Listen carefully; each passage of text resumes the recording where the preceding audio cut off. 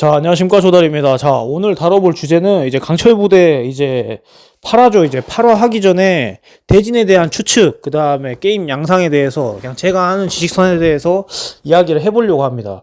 이게 뭐 저도 강철부대 W를 지금 리뷰하고 있잖아요. 근데 여러분들도 뭐 제 채널만 보시는지 모르겠지만 뭐 제 채널만 보셔도 무방합니다. 왜냐면 제가 이제 다른 것들을 서칭해가지고 또 정보를 이제 종합해서 이제 가용하다면은 올릴 거니까요. 근데 이게 제가 다음 4강 대진이 보세요. 연합전 있잖아요. 지금 707하고 특전사, 그 다음에 해병대하고 육군 해가지고 지금 연합인질 구출 작전이 아직 결과가 안 나왔잖아요.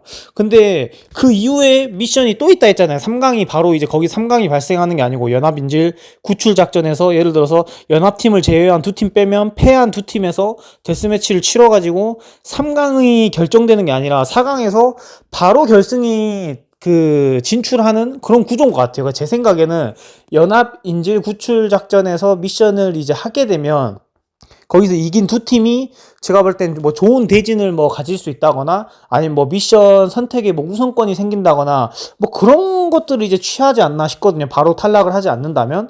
아니면은 다음 차후 미션 있잖아요. CQB 미션이랑 행군 미션을 이제 거기서 4개 팀이 다 하는 게 아니라 두 팀 하거든요. 대신에 미션은 이제 다르게 누가 CQB를 예를 들어서 707 특전사가 했다면 행군 미션은 해병대 육군 이런 식으로 이제 하게 되거든요.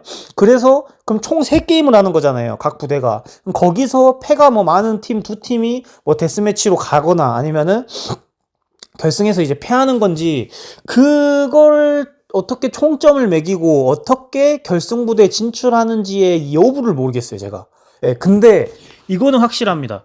이게 여러분들도 예고편을 보다 보면 물론 편집하시는 분들 이제 다음 회차를 예고를 하시는 분들이 그 스포가 되지 않게 최대한 모자이크를 하고 그 다음에 최대한 이것들을 걸러서 하는데 근데 거기 찰나의 순간들에 이제 나와요.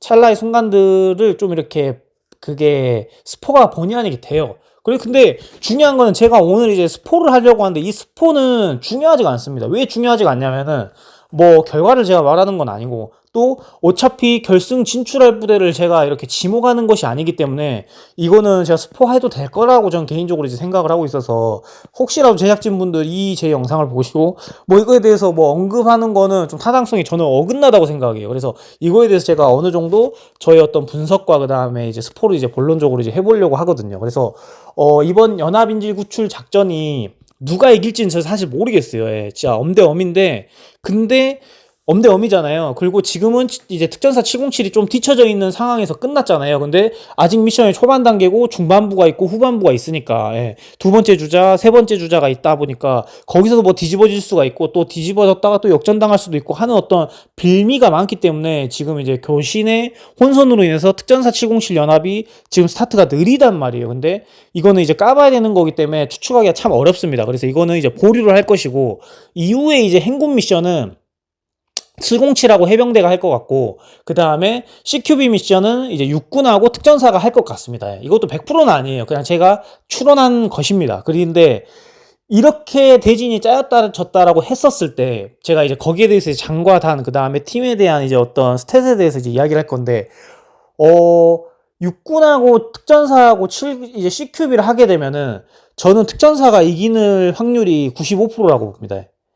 95%에 85%. 왜 15%를 뺐냐면은 특전사가 이제 다 4년 이상 군생활 하신 분들이 주류고 그 다음에 이 CQB라든지 이런 대테러 진압 작전들을 특전사지만 여군들은 대부분 모체가 707에서 대부분 여단에서 내려오신 분들이 많단 말이에요. 그래서 박보람 중사하고 양해주 중사하고도 같이 근무했던 게 특전대대 특전사 여단에서 근무한 게 아니고 707에서 근무하시다가 이제 여단으로 부러지신 여군들 중에 한 명이 이제 양해주 대원이 거예요. 그래서 양해주 대원이 제가 알기로는 3여단에서 근무하신 걸로 이제 알고 있거든요.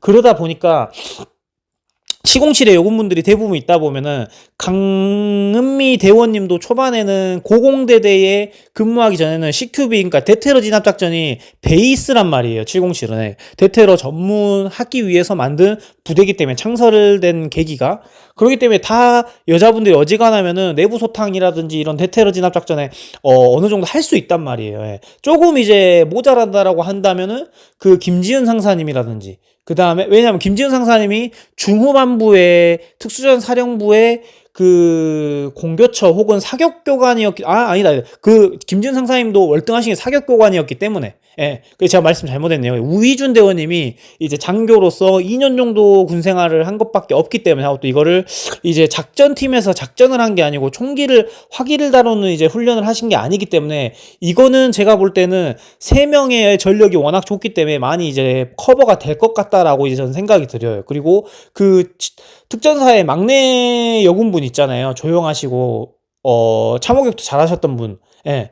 우희준 대원, 김지은 상사, 양해주 대원 빼고 나머지 그 다른 여군분도 특임대 출신이에요. 11여단 특임대 출신으로 제가 알고 있기 때문에 특임대도 대테러 전문을 하는 부대잖아요. 그러다 보니까 이런 내부 소탕 이런 쪽에서 으뜸일 거란 말이에요. 그래서 육군분들은 뭐 훈련 부사관이셨던 분, 그 다음에 또 뭐 이렇게 대부분 다 다른 보직에 있었고 이런 화기를 다루는 보직이 안 있었기 때문에 대테러 미션 같은 경우는 아마 특전사분들이 더 우월하지 않을까 하고 또 수월하지 않을까라는 저는 생각을 하고 있거든요. 그치만은 제가 15%를 변수를 둔 거는 어차피 이 미션은 다 같이 할 수 있게 공평성을 두고 이 미션을 제작진들이 이제 머리를 맞대고 짠단 말이에요. 그러다 보니까 육군도 충분히 미션을 할 수 있고 육군도 이 게임을 이길 수 있게 충분하게 만들거든요. 그러다 보니까 이런 공평성이 없으면 그 미션이 안 이루어지죠. 뭐 예를 들어서 막 그 수영 미션만 주구장창 해버려. 그러면 수영자라는 팀이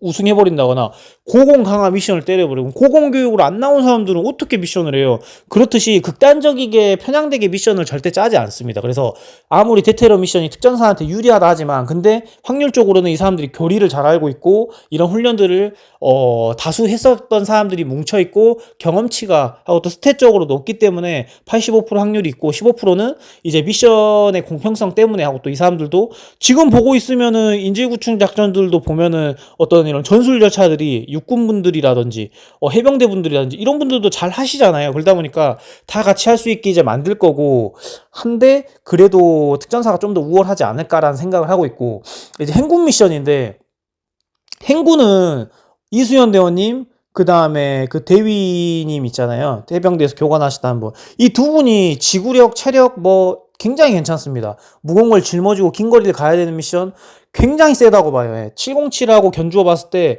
탑2를 고른다라고 하면 그 8명 중에 707 4명, 해병대 4명 중에는 그 2명이 저는 탑이라고 생각해요. 근데 707은 어떻게 그렇게 되게 우월한 사람들이 탑으로, 그러니까 넘버원은 없지만은 4명이 다 고루고루 체력이 나쁘지가 않아요.